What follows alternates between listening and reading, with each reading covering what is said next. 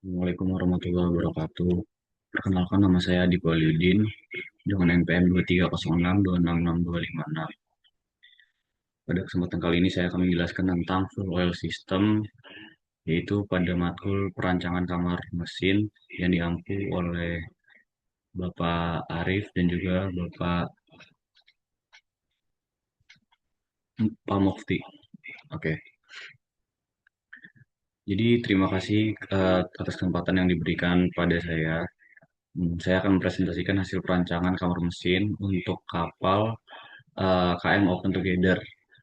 Fokus utama presentasi saya adalah untuk memaparkan bagaimana spesifikasi teknis kapal diselenggarakan dengan pemilihan mesin induk, tata letak ruang mesin yang efisien, hingga alur sistem bahan bakar yang krusial bagi operasional kapal. Mari kita mulai dengan meninjau prinsipal kapal kita. Jadi nama kapal ini adalah Open Together. Dia tipikalnya chemical tanker yang dia tuh dengan gross tonnage 4,232 4232, dead weight-nya di 6.950, light weight-nya di 1.935 ton, yang menunjukkan kemampuan angkut kargo yang signifikan. Secara dimensi utama, kapal ini memiliki panjang keseluruhan atau LOA sepanjang 111,88 meter dengan lebar kapal 16,92 dan tinggi konstruksi sebesar 8,36 dengan syarat air atau draft sebesar 7,10 meter.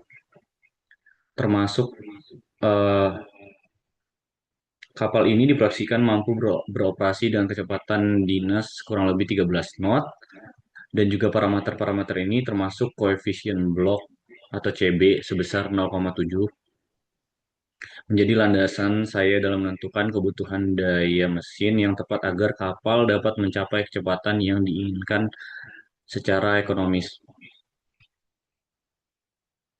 Nah, selanjutnya kita ke prinsipal mesin ya.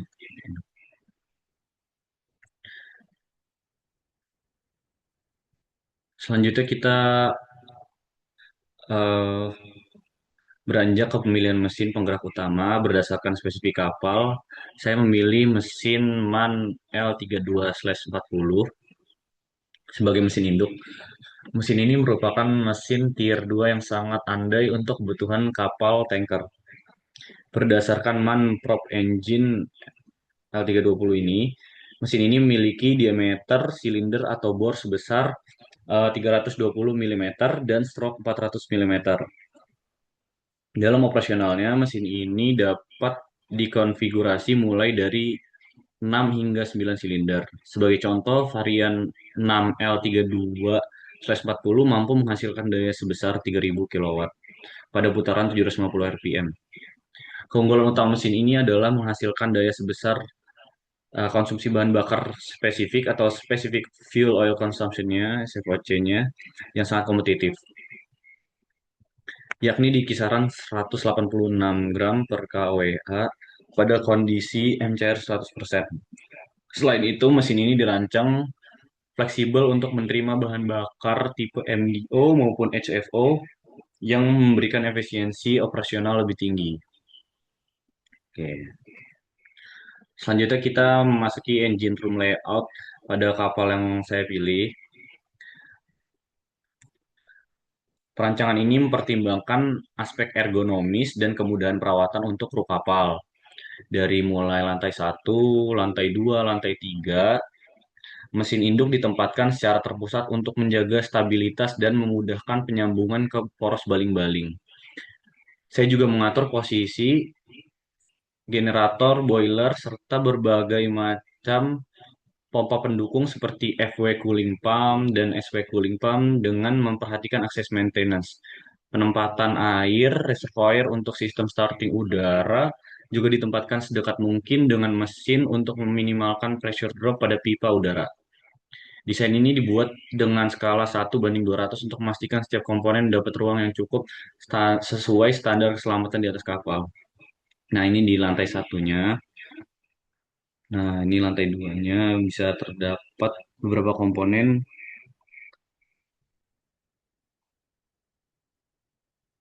Nah, ini lantai tiganya lebih banyak lagi komponennya. Nah, di lantai satu ini terdapat dua komponen yaitu main engine dan juga gearbox. Nah, pada lantai dua dia terdapat beberapa komponen freshwater tank dan lain-lain sebagainya. Satu, dua, main engine, generator dan juga kompresor terdapat di sini juga di lantai dua. Dan untuk lantai tiga ini cenderung lebih banyak karena dia mengangkut semuanya.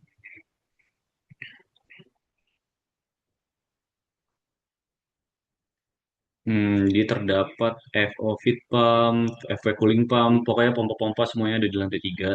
SW cooling pump, FW primary pump, FW accommodation pump, dan juga FW aux engine cooling pump, dan macam-macam lainnya. Dan air reservoir juga di situ, dan funnel juga di situ. Namun steering gear tetap ada di depan.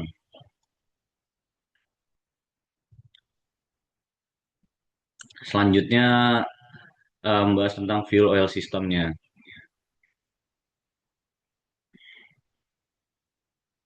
Secara umum, fungsi sistem ini adalah menyimpan, memanaskan, memisahkan kotoran dan air, kemudian menyalurkan bahan bakar yang bersih ke mesin untuk proses pembakaran. Fuel, fuel oil supply dari tangki. Aliran dimulai dari fuel oil supply, fuel oil supply system, yang berada pada bagian bawah diagram sini. Bahan bakar dari tangki penyimpanan dipompa menggunakan pump P473 menuju sistem pengolahan bahan bakar. Sebelum masuk ke tahap berikutnya, bahan bakar melewati heater H019. Fungsi heater ini adalah menaikkan temperatur bahan bakar sehingga viskositasnya menurun. Dengan demikian, proses pemisahan kotoran dan air menjadi lebih efektif. Kemudian proses kedua adalah proses purifikasi atau pemisahan. Setelah dipanaskan, bahan bakar masuk ke separator atau centrifuge C503. Nah, selanjutnya setelah itu, eh, tahapan ini tuh lumayan penting karena kotoran dan air dapat menyebabkan kausan pada pompa injeksi, nozzle, dan juga komponen mesin lainnya. Selanjutnya, penyimpanan pada daily tank. Setelah keluar dari separator tadi, bahan bakar yang sudah bersih dialirkan menuju tiga buah tangki pada bagian atas diagram. Itu yaitu pada eh, tangki T4015, tangki T4003, dan juga 2T. Hmm. Kemudian barulah dari situ disalurkan ke mesin. Dari daily tank, bahan bakar dialurkan melalui pump. Pompa ini bertugas mengirim bahan bakar menuju fuel oil supply system mesin. Nah, pada jalur pompa terdapat katup isolasi untuk perawatan, pressure indicator atau PI untuk memantau tekanan, dan juga filter untuk menyaring partikel yang masih tersisa. Jadi kesimpulannya adalah pertama-tama dia tuh ada di fuel oil supply tank yang dia ada di bawah. Kemudian dia menuju ke pompa, di pompa lalu ke heater, di heater lalu ke separator, kemudian ke daily tank, kemudian balik lagi ke pumpnya, baru dari situ dia masuk ke fuel oil supply system mesin dan kemudian barulah terjadi pembakaran. Nah, tujuan utama sistem ini adalah memastikan bahwa bahan bakar yang masuk ke mesin memiliki temperatur yang sesuai, bebas air, bebas kotoran, dan tersedia dalam jumlah yang cukup. Sehingga performa mesin tetap optimal dan umur komponen lebih panjang. Dan juga bisa disimpulkan aliran bahan bakar dimulai dari tangki peminyakan, kemudian dipompa dan dipanaskan oleh heater. Setelah itu bahan bakar masuk separator untuk memisahkan air dan sludge. Kemudian bahan bakar yang sudah bersih disimpan di daily tank lalu dipompa menuju fuel oil supply system mesin untuk proses pembakaran. Komponen utama pada diagram ini adalah pump, heater, separator, daily tank, instrumen level dan temperatur, serta jalur pembuangan sludge. Kemudian ada beberapa kekurangan dan potensi perbaikan dari fuel oil system yang ada di dalam diagram ini. Yang pertama adalah Potensi masalahnya adalah ketergantungan pada separator tunggal. Jikalau separator yang mengalami kerusakan mekanis ataupun maintenance dan juga penurunan efisiensi pemisahan, maka kita memiliki beberapa solusi atau pencegahan yang bisa digunakan, yaitu adalah menambahkan separator standby 100% redundansi, kemudian menerapkan jadwal preventive maintenance yang ketat sesuai dengan SOP yang sudah ditetapkan oleh kapal, kemudian monitoring kualitas bahan bakar secara berkala. Kemudian problem kedua adalah belum terlihat monitoring kualitas bahan bakar secara online. Nah, potensi masalah yang ada ini adalah diagram menunjukkan adanya indikator level, temperatur, dan tekanan, tapi tidak terlihat sensor untuk water content, fuel contamination, sama fuel quality monitoring. Akibatnya, operator mungkin baru mengetahui adanya kontaminasi setelah separator atau mesin baru mengalami masalah.